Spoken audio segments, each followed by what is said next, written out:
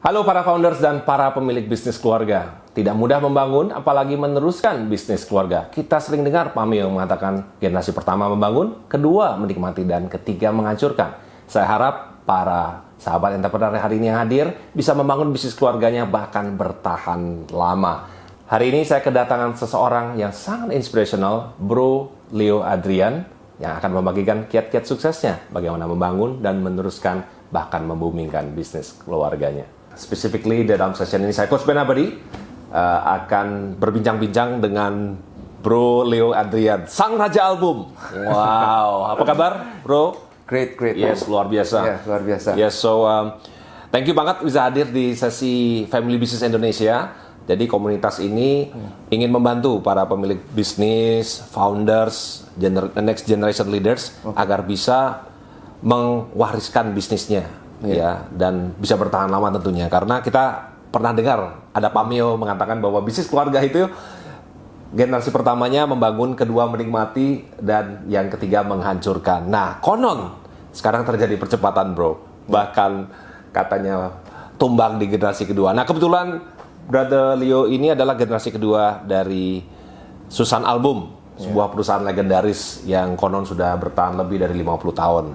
Nah, selanjutnya kita bincang-bincang mengulik kisah-kisahnya, how did Susan Album ini memulai, dan kita tahu sekarang industri album juga konon suram gitu ya, dan what's the trend in the next 50 years. Nah, Bro Leo, bisa cerita sedikit tentang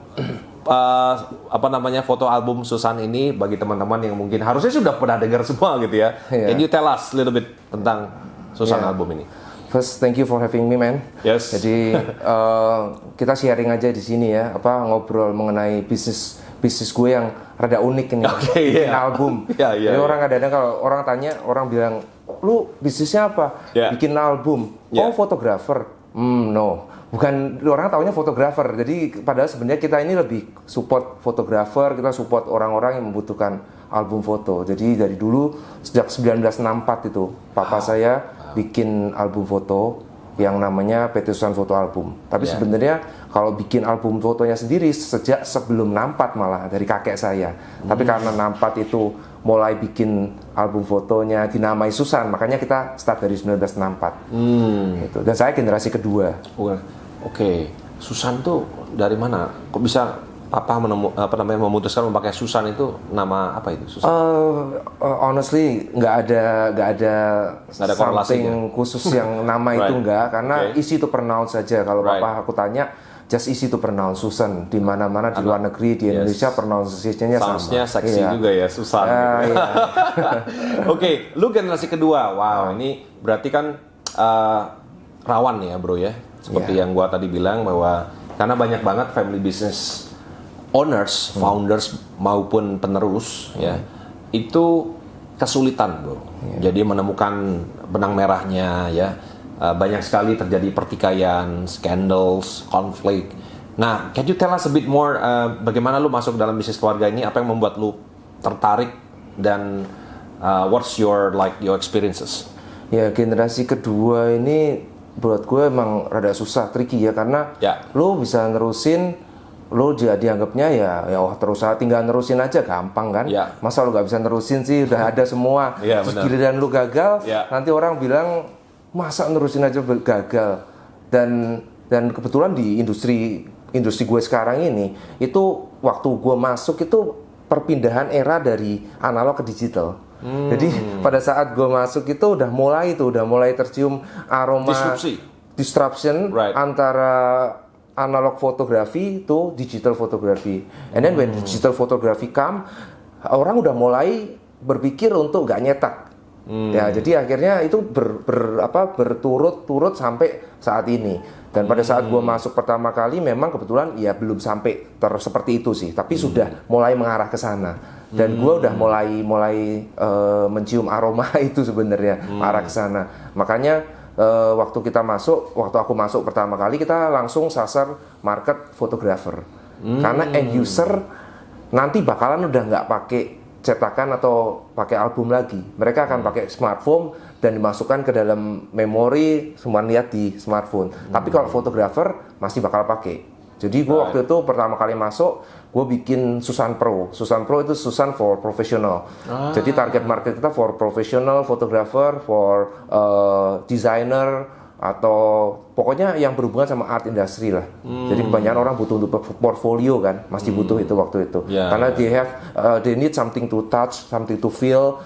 Jadi akan masih butuh seperti itu. Makanya gue waktu itu masuk ke situ. Dan pertama kali, kenapa kok gue nggak mau nerusin apa yang sudah ada, market yang bokap gue punya? Karena it's not easy kalau kita masuk terus kita cuma nerusin aja. Gue justru pengen bikin sesuatu yang baru, to prove myself to my employee, because my employee kan udah lama, orang kerja udah begitu lama, dan pada saat lu masuk lu nggak bawa apa-apa, tinggal nerusin gitu aja. Bagi kaum milenial mungkin juga bingung bro tentang album ini apa, what the hell gitu ya. Kita buat orang milenial buat anak-anak milenial sekarang udah bingung. Saat ini kan sekarang album udah berevolusi nih, udah jadi kayak semacam digital album. Jadi kalau dulu orang album ditempel-tempel gitu, apa dimasukin plastik gitu kan. Sekarang udah enggak, sekarang udah langsung dimasukin ke dalam, dicetak, langsung di binding jadi album. Ini yang at the last 10 years kita udah ngerjain ini, dan ini yang masih sampai saat ini masih bertahan. Most of them for professional. Dan untuk end user pun juga ada yang model-model photobook begitu, yang model cetakan kayak magazine ya, kayak majalah gitu, kayak buku gini kan. Ini orang untuk foto-foto traveling, untuk foto-foto event, segala masih pakai seperti ini. Tapi fotografer masih banyak yang pakai juga. Rata-rata masih pakai seperti ini. And tell us, how did you fall in love with the industry? Karena kebanyakan penerus bisnis keluarga itu, saya ketemu dengan banyak penerus ya bisnis keluarga. Jadi kalau Anda adalah seorang founder atau seorang penerus, ini sangat penting banget bahwa when you're not passionate about the industry, gimana lu bisa nerusinnya? Boro-boro membumikan gitu ya.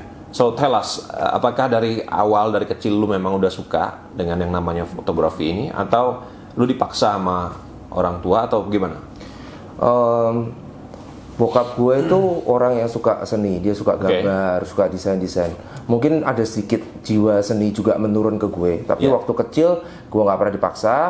Cuman bokap gue mungkin mengarahkan ya. Jadi kalau dia lihat-lihat dia lagi lihat-lihat cari inspirasi untuk desain-desain albumnya apa segala, dia suka ajak gue. Dan gue memang ada ketertarikan di seni. Gue suka gambar-gambar juga. Terus gue suka lihat something beautiful foto apa kayak gitulah yang ceritanya hubungannya sama seni. Jadi ya dari awal passion gue emang udah di seni. Dan gue karena gue sangat erat sama industri bokap gue, yaitu industri album, ya gue udah punya rencana bahwa gue pengen one day gue akan masuk ke industri ini in the art part ya, bagian seninya. Gue pengen jadi desainernya, gue pengen seperti itu ya. Namanya juga masih kecil kan waktu itu, orang taunya itu kan, kita nggak ngerti bisnis kan, ya taunya itu. Jadi gue masuk dari seninya memang. Udah dari awal udah suka aja. Right. And you just launch a book ya? Bro ya. Leo Adrian, wow, riding the wave of change, ini menarik nih ya. Kalau kita bicara tentang bahkan way sebelum COVID, itu kita riding yang namanya the disruption era. Bahkan ada yang jilid 1, 2, ketiga. Sekarang the COVID era gitu ya. Tapi benang merahnya adalah change, benar nggak bro? Iya, change. So tell us, how did you come across bisa menulis buku ini? Apakah you've always wanted to write a book, atau apa tujuannya bro di buku? Ya dari dulu pengen sebenarnya, cuman pas COVID ini kemarin, waktu pertama itu kan kita punya banyak waktu. Habis itu gue mikir we have to do something lah. At least kalau kita nggak bisa ketemu orang, kita do something yang bisa kita lakuin. Dan gue tuh dari dulu suka nyatet nulis random apa aja gue tulis di smartphone, gue tulis di kertas. Jadi gue sering pikiran gue tuh random gitu, gue tulis. Habis itu terus gue mikir lagi nih, kalau gue nulis terus gue suruh compile sendiri, gue nggak bisa karena terlalu random, dan gue kan bukan penulis. Terus gue ketemu temen yang dia juga bisa gue tunjukin nih kayak gini, terus dia bilang wah ini kalau di compile jadi satu bisa jadi buku yang mungkin bisa berguna. Dan gue juga mikir I need something to for my next generation bisa tahu kayak apa sih yang dikerjain bisnisnya orang tuanya tuh kayak apa. Terus apalagi bisnis album kan mungkin nggak akan bertahan sampai nanti kan mungkin udah nggak ada. Jadi apa yang gue kerjain, apa value gue itu gue pengen tulis dalam buku. Dan gue harap ya bisa membalikan arah bisnis sebuah industri suram. Wow. Apa itu artinya bro? Maksudnya tell us more. Ya, of course kalau lu ngomong kita ngomong industri album ya, orang udah pasti ngomong ini industri suram, udah sunset kan. Orang udah mikirnya oh ada ya masih ada orang yang bikin album. But actually kita ini bisnis bukan cuman album aja kan sekarang ini. Sekarang ini kan kita kembangkan, kita inovasi terus, kita cari needs, want sama expectation-nya customer yang dulu need-nya seperti ini terus switching. Terus habis itu switching lagi. Terus marketnya yang tadinya fotografer, tadinya end user, ada lagi market yang lain ternyata yang bisa kita penuhi juga dan kita bisa buat juga.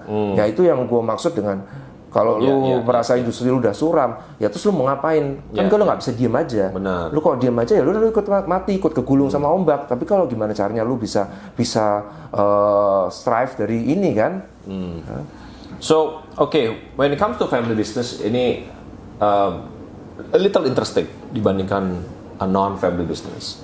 So, karena challenge-nya adalah bagaimana kita bisa sinkron dengan the old management, you know. You said here manajemen ala papa. Can you tell us more a bit like manajemen ala papa itu seperti apa? Ini PT Susan Foto Album ini pure family business. Dari awal malah home industry, family, terus papa saya full in charge. Dia tidak punya hire profesional juga enggak. Jadi cuma ada beberapa karyawan. Jadi sampai saya masuk pun itu sebenarnya mereka punya culture itu masih family banget. Jadi masih home industry banget gitu. Ya, jadi terus dari situ saya masuk pelan-pelan gimana caranya gue bisa bikin perusahaan ini lebih profesional, lebih punya sistem, terus lebih terukur apa yang kita lakukan, punya KPI yang jelas, terus gimana kita sortir orang-orangnya yang kira-kira perlu atau nggak perlu. Ya itu yang challenge-nya yang paling berat di situ, karena kita berhubungan sama orang-orang yang udah lama, udah ceritanya udah kayak keluarga sama orang tua saya, dan saya rasa ini dihadapin sama semua orang. Yang family business rata-rata juga begitu. Iya kan, bener gak Ben? Right. And how is your relationship dengan papa? Kebetulan gue hubungan sama bokap gue sih baik banget. Jadi dari dulu kita nggak ada sampai crash gimana nggak. Ya konflik kecil ada lah, karena kita dulu waktu itu sempat di satu kapal kan. Waktu papa belum step out untuk pindah ke bisnis lain, saya masih barengan itu. Ada sekitar 5 tahun, 6 tahun tuh gue masih barengan. Gue sebagai direktur, papa gue sebagai presiden direktur. Gimana tapi tuh? masih satu kantor. How's the relationship ketika lu yang one management? Selalu ada friksi-friksi, tapi bukan yang krusial lah. Kebetulan bokap gue orangnya cukup open minded. Dia juga support banget sama apa yang gue lakuin. Ya mungkin karena, tapi ini sebagai note saja. Lu kalau mau orang support, mau open minded, lu jangan nyalain bokap gue nggak support gak apa. Lu prove dulu yourself lah. Kalau lu nggak prove yourself, lu tiba-tiba lu datang, lu mau ngatur, mau ngobrak-abrik pabrik bapak lu, ya nggak bisa lah.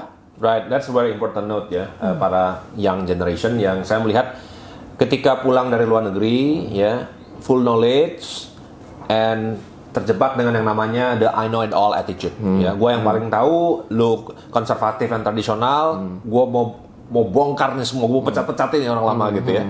What's your advice kepada the young generation leaders yang mungkin lulusan luar nih bro, full of knowledge, high tech gitu ya, dan ngeliat nih perusahaan bapak gue kayaknya kok kuno banget gitu ya. What's your advice?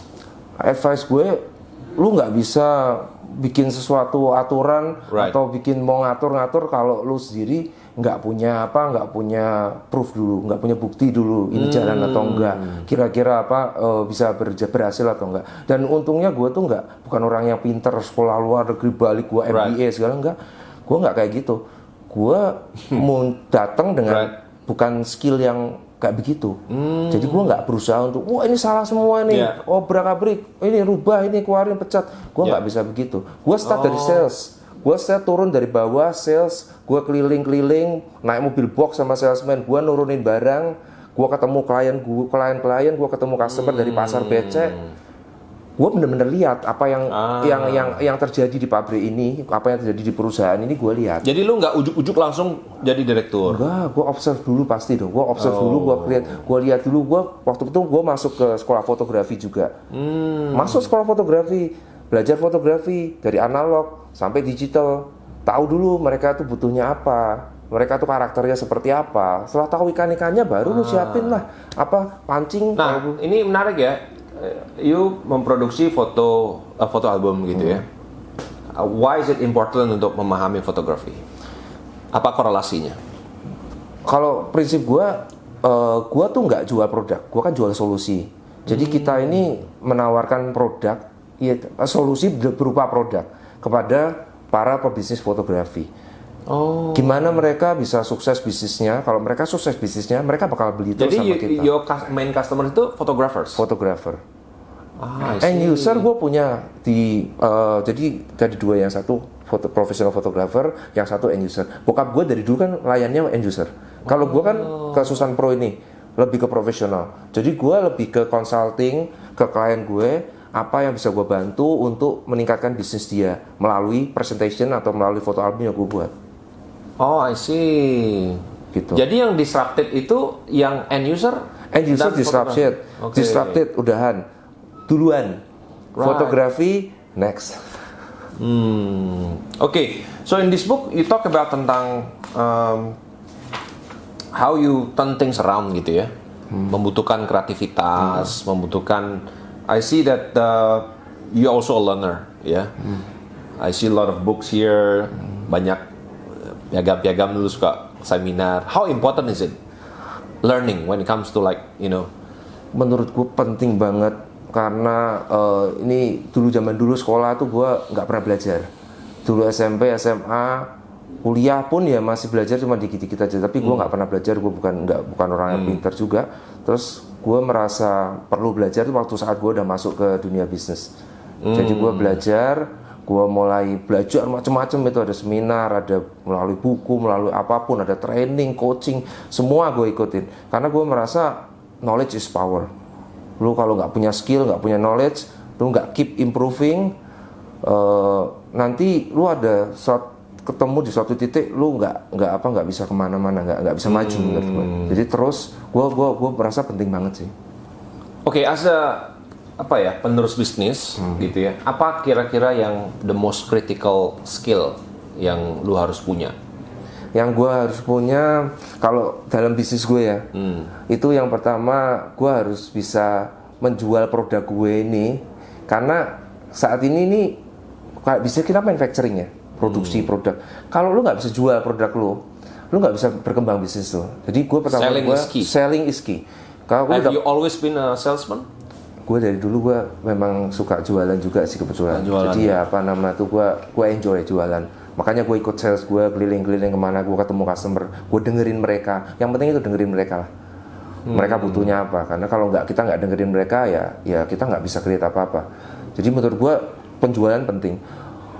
Terus lu punya HRD yang bagus itu penting. Kalau lu memang perlu HRD, kalau enggak ya lu sendiri yang jadi HRD kan.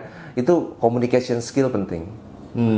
Kalau lu nggak bisa deliver what your idea, nggak bisa deliver nggak bisa menuangkan visi lu ke para tim lu, itu susah. Susah. Oke. So bagi teman-teman di sini mungkin ada yang I don't like selling, aku nggak pernah berpikir untuk even to sell gitu, karena that's tabu, aku bukan tipe salesman gitu. Aku sukanya bisnis gitu. Nah, what's your view tentang orang yang mau bisnis tapi hate selling? Lalu kalau bisnis nggak jualan, terus mau dapat duit dari mana? Kan kalau menurut gue kalau lu biarpun lu create produk yang bagus kayak apapun, lu punya ide yang bagus kayak apapun, tapi lu nggak bisa menjual ide atau nggak bisa mempresentasikan ide lu, itu kan juga nggak bisa menghasilkan apa-apa. Jadi ya gue belajar satu hal bahwa lu kalau mau punya inovasi, lu punya ide apapun, yang penting pertanyaan gue, lu bisa jual nggak? Kalau lu nggak bisa jual, terus gimana? Apapun kita lakukan ini kita jual kok, kita jualan kok, itu meyakinkan orang untuk ikut sama kita, masuk ke perusahaan kita harus jual perusahaan kita, gitu. Okay, right. That's a very interesting point that selling is everything, isn't it? Selling is everything. Yeah. You communicate dengan your friends, your partners, right? Even your spouse, your kids, everything is about selling. Nah, I want to mengulik sedikit tentang the wave of change ini. Jadi kan kalau kita lihat industri ini kan on the sunset. Yeah. Dan kalau you're not proactively menginnovate, sinking, selesai, game over gitu kan. Nah, tell us your struggles ketika lu mau berusaha membalikkan kapal yang lagi sinking ini. How did you do it? What is your like top struggle?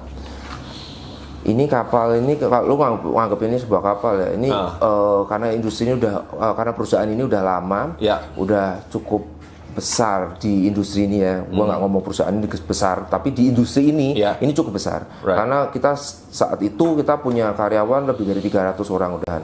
Jadi kita cukup banyak orang, dan kita harus gimana caranya supaya kita bisa menghidupi segitu banyak karyawan. Nah, kembali lagi, lu kalau nggak bisa jualan banyak, lu mana bisa lu hidupin karyawan segitu banyak? Lu mana bisa company lu tetap jalan kalau lu nggak bisa jualan sebanyak itu. Sedangkan di other side, market shrinking kan, market mulai turun kan. Nah, ya dua yang gue lakuin sih sebenarnya. Gue pertama, gue mulai milih lagi nih. Sebenarnya gue butuh nggak sih segede itu?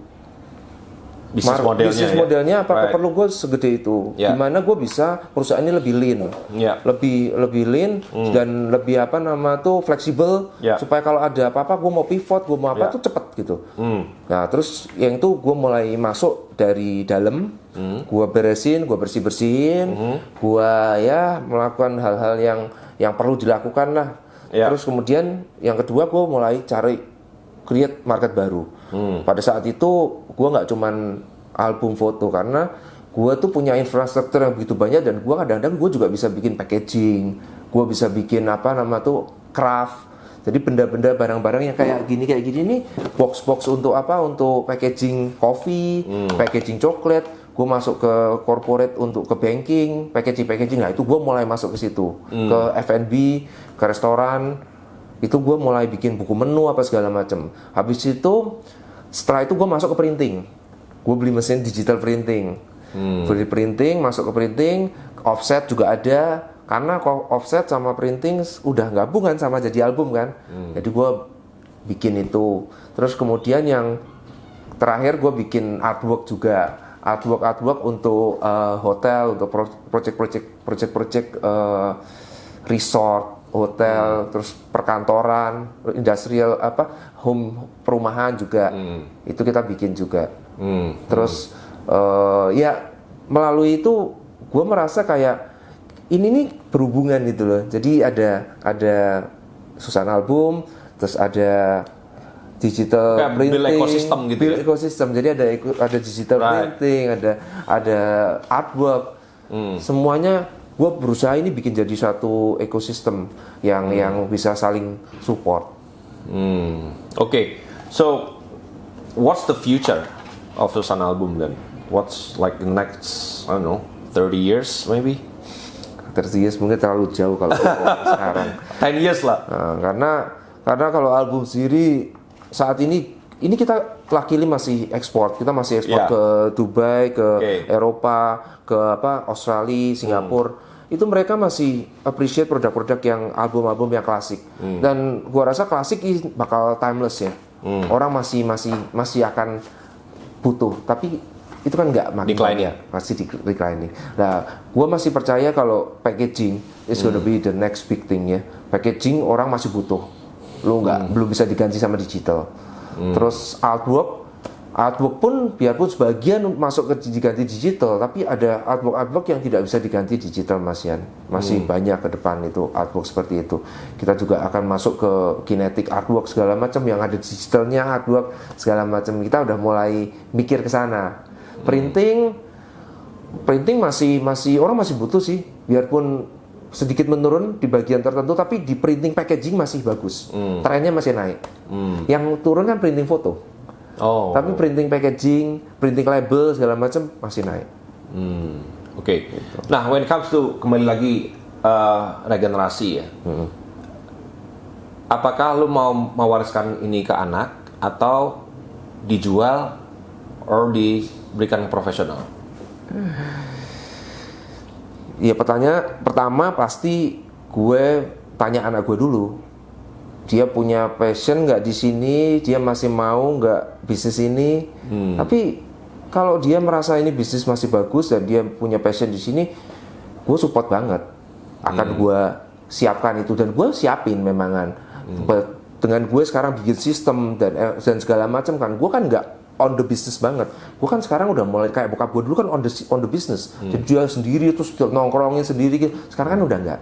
Jadi kan sekarang udah by system, kita punya manajer yang bisa jalanin autopilot lah ceritanya semi gitu. Nah, anak gue bisa sih nerusin ini, gue rasa, karena gue udah siapan untuk itu dan gue udah paham lah untuk itu. Kedepannya bakal butuh sistem. Udah kita siapin untuk itu. Oke, Leo Adrian, apa top 5 values? Top 5 values? Ya, top 5 value dari Leo Adrian. Gue itu merasa kalau lu ngerjain sesuatu, gue mau go extra miles ya. Jadi gue nggak mau cuman gue ceritanya lu ngerjain satu ini ya udah lu minta apa gue kerjain itu, enggak. Gue selalu go extra mile. Jadi gue selalu nge-push diri gue untuk melakukan lebih daripada yang diharapkan sama orang lain. Itu. Terus kedua, gue merasa bahwa yang penting itu deliver value. Lu punya jualan apapun, lu nggak bisa deliver value, lu nggak punya produk lu tuh nggak bisa berimpact buat orang lain, percuma. Itu pasti jadi one time transaction aja, lu nggak bakal bisa sustain. Jadi menurut gue, lu mau bisnis apapun lu harus deliver value. Kalau itu ngerasa valuable, orang baru mau bayar dan itu baru bisnis lu tuh bisa sustain. Terus yang ketiga, menurut gue kita ini kalau mau belajar, jangan mikir, wah dulu SMA belajar, kuliah belajar. No, gue mulai belajar itu pada saat gue tuh lulus kuliah. Gue ikut seminar, gue apa, bener-bener belajar tuh setelah gue lulus kuliah dan sampai sekarang ya gue belajar terus. Gue nggak berhenti untuk ngembangin diri gue. Terus value gue yang keempat, gue merasa bisnis itu kita harus jujur. Jujur tuh maksudnya bisnis lu tuh kalau memang nggak bagus ya lu ngomong nggak bagus. Kalau lu memang bagus ya lu ngomong bagus dan lu harus berani terima kenyataan. Jangan lu bisnis lu nggak bagus lu ngomong sama orang-orang bagus segala macam. Lu harus bisa jujur. Kalau lu memang harus berhenti, lu tahu kapan harus berhenti. Jangan lu terus keep going terus tapi nggak tahu kapan harus berhenti. Karena gue sering lihat kayak begitu, terusin ternyata nggak tahu nggak ada ujungnya, malah tambah hancur, tambah kejeblos. Dan itu udah jadi pelajaran yang penting berharga buat gue juga. Udah kejadian yang lalu seringnya begitu. Terus yang keempat, gue punya passion banyak. Gue punya passion pingin ini, pingin itu, tapi jangan terjebak sama passion karena kita ini kalau ngelakuin hal yang kita suka terus atau passion kita, seringnya malah kita ini gagal. Karena passion yang kita suka kan kita jadi nggak mikir nih Nadi, nggak ada commercial value-nya juga kita kerjain aja kayak kerja bakti. Terus habis itu kita ngerjainnya apa yang kita suka terus. Padahal dalam hidup ini gue merasa kita tuh perlu banyak ngelakuin hal-hal yang kita nggak suka. Oh, that's interesting, right? Karena gue belajar, gue nggak suka finance, gue nggak suka hitung-hitungan. Tapi lu nggak bisa, lu mau jadi businessman, lu nggak ngerti finance gimana caranya. Lu nggak belajar tentang finance, lu nggak bisa. Jangan ngomong kalau gue suka art. Oh, gue suka art, gue nggak peduli yang lainnya. Lu sebagai business owner, lu harus ngerti. biarpun lu bukan expert, lu harus cari orang-orang expert, lu kerja sama lu kalau lu punya dana. Tapi kalau enggak, lu sendiri harus sedikit ngerti masalah itu. Dan banyak everything lah ya. Banyak orang-orang yang terjebak sama jebakan passion itu, katanya passionate ini, passionate itu cuma sekedar mencari pembenaran gua rasa. Lu kalau mau maju, lu lakuin hal yang lu nggak suka. Jangan lu lakuin apa yang lu suka. Itu kuncinya. Itu yang gue banyak belajar. Gue tuh dulu banyak ngelakuin hal yang apa yang gue suka dan gue nggak berkembang di situ. Wow, oke, interesting. Itu dulu dan sebenarnya ada lagi tapi itu ada 5 aja lah. Oke, ini ada 3 pertanyaan quick quiz. Ya, you have to choose. Ya, rapid test, we call it. Oke, money or family? Family. Oke. Jalan-jalan atau berpikir? Jalan-jalan. Pensiun muda kaya atau pensiun bahagia? Pensiun bahagia. Iya dong, bahagia. Gua kalau kaya bahagia pasti ntar. Okay, tell us in your own words, what does kaya mean? What does being rich mean? Being rich itu menurut gue harus menyeimbangkan antara lu punya lu punya perasaan itu happy sama lu punya physical thing ya. Karena kalau gue merasa gue punya banyak sesuatu tapi lu nggak happy juga percuma. Jadi menurut gue ya harus balance itulah. Karena gue kerasa kaya dulu apa happy dulu? Happy dulu. Karena lu kalau nggak happy lu nggak bisa kerja, lu nggak bisa putek, lu nggak bisa kaya nanti. Jadi menurut gue kalau kerja tuh ya kalau gue lagi ada problem atau apa yang mengganggu gitu itu lebih susah. Jadi I try to be happy lah. Nah, dari situ nanti baru bisa yang lain. I see. Okay, one final questions. It's been very insightful. And nanti kita akan langsung ke lapangan kita lihat on the floor. If you have,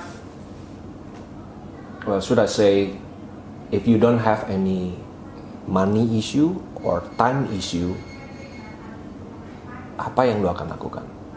If I don't have any money issue or time issue, you can, I mean, if you have time freedom and money freedom, what would you be doing?